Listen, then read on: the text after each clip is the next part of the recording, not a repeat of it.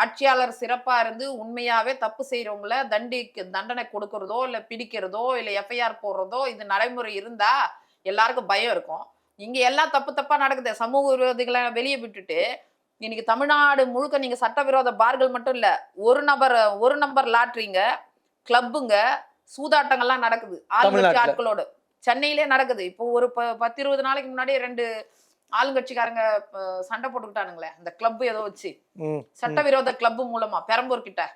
அது மாதிரி தமிழ்நாடு முழுக்க நடக்குது. அப்ப ஏன் நடக்காது? கிளப்ல இருக்கிறவன், குடிக்கிறவன், கஞ்சா பிடிக்கிறவன் நேரா பொண்ணுங்க மேலதான். அது 70 வயசு மூதாட்டினும் தெரியல, 7 வயசு சிறுமினும் தெரியல.